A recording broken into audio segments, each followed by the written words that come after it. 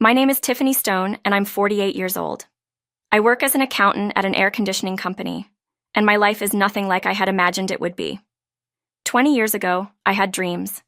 Dreams of a happy marriage, of building a family, and of growing old with someone who truly loved me. But life has a way of turning those dreams into something else, something darker. At home, I live with my husband, Edward, and my mother-in-law, Margaret.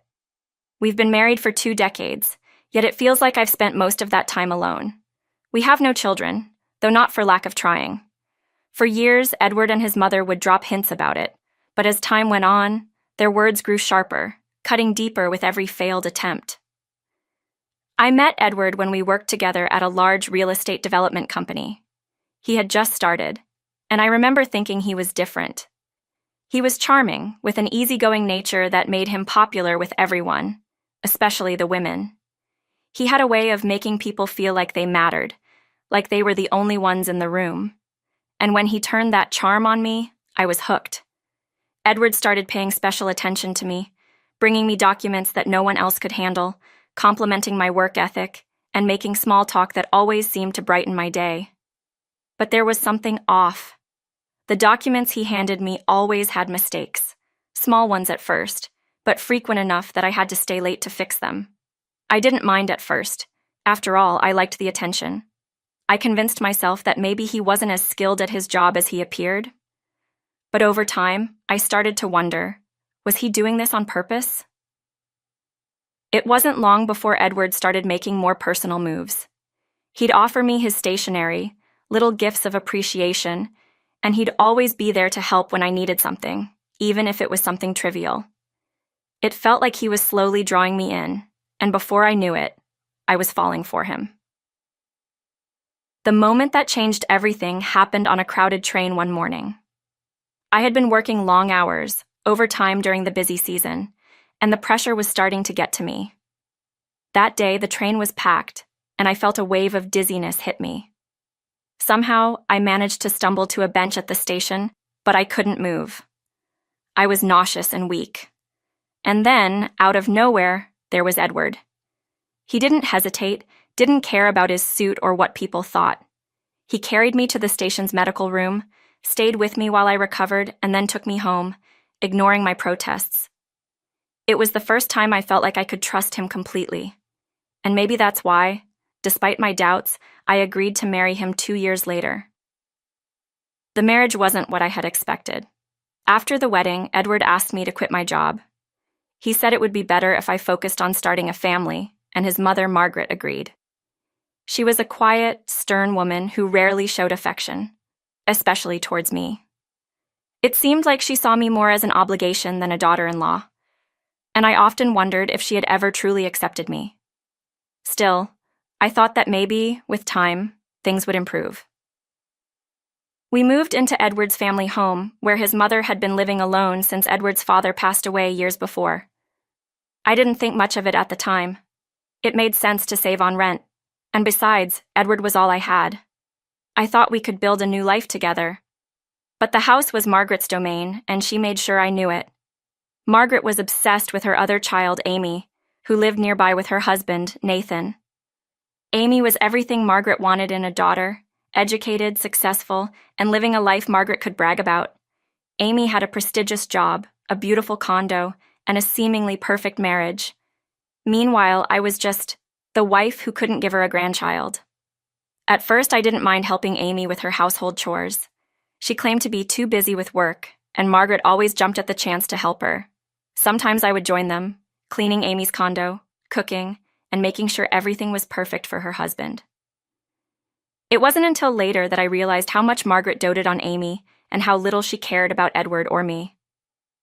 One day, while Amy and Margaret were away on vacation, Amy asked me to take care of her home while she was gone. I agreed, not thinking much of it. But when I couldn't find Nathan's favorite Belgian beer in the fridge, panic set in. I ran all over town trying to find it, but no one carried that specific brand. By the time I got back to the condo, exhausted and frustrated, Nathan had come home early. He was surprised to see me, and even more surprised to learn that Amy had been relying on me and her mother for all the housework. Nathan didn't take it well. He confronted Amy when she returned from vacation, and soon after, their marriage began to crumble. It didn't take long for Nathan to discover that Amy had been using the money meant for household support on personal luxuries, beauty treatments, spa days, shopping trips. The divorce was swift, and Amy blamed me for everything. Margaret, of course, took Amy's side. She claimed that if I had just been more capable, more supportive, none of this would have happened. Edward said nothing. He never defended me, never took my side.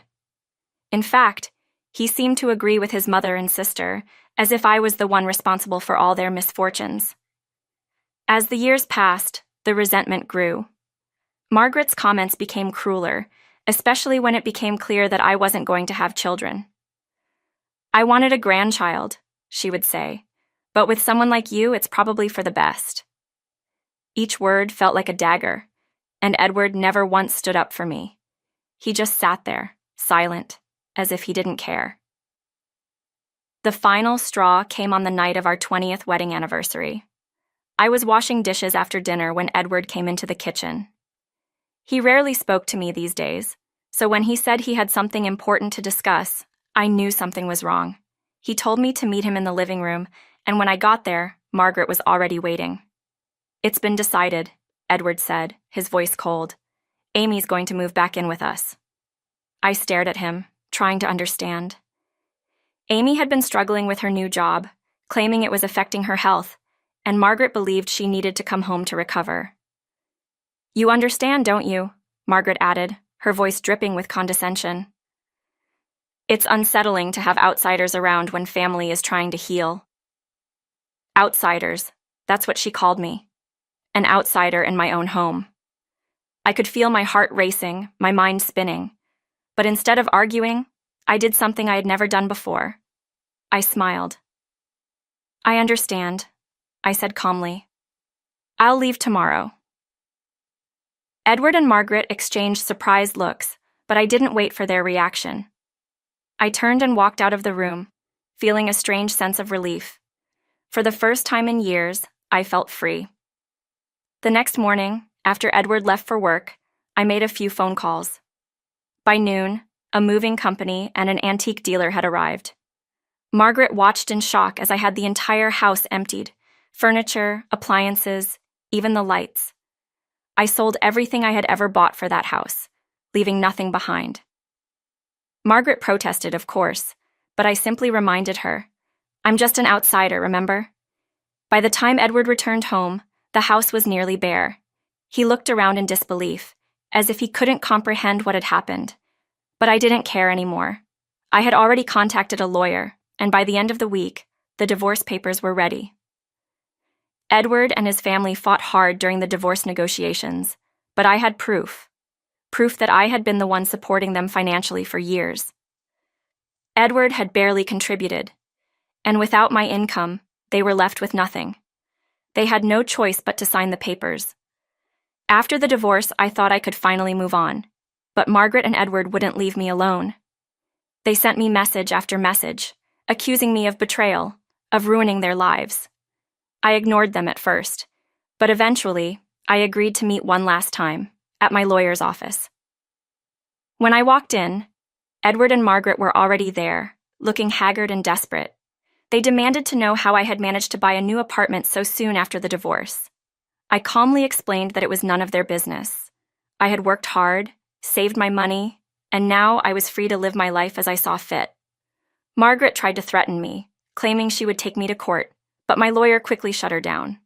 The funds for my new apartment had come from stock options at my new job, money that was rightfully mine and untouchable in the divorce. Edward, looking defeated, said nothing. Before I left, I gave them one final warning. If they continued to harass me, I would file for compensation. I had evidence of every insult, every bit of harassment they had subjected me to over the years, and I wasn't afraid to use it. That was the last time I ever saw them. In the months that followed, I rebuilt my life. I focused on my career, on my friends, on the things that made me happy. For the first time in years, I felt like I was in control. I wasn't just Edward's wife or Margaret's daughter-in-law. I was Tiffany, and I was free. As for Edward and Margaret, their lives fell apart without me. Edward, once the charming man everyone admired, had let himself go. He gained weight, his health declined, and his career suffered.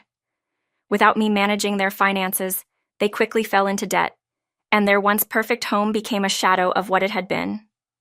I heard through mutual acquaintances that Margaret had become a recluse, too ashamed to show her face in public after the divorce. Her reputation, once untouchable, had crumbled.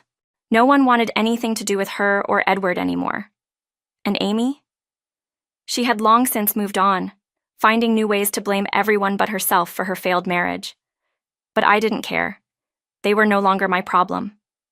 As I sit here now, reflecting on everything that happened, I feel a sense of peace. I spent too many years living for other people, trying to fit into a mold that was never meant for me. But now, I'm free. Free from the chains of silence that bound me for so long. And I'll never let anyone trap me again,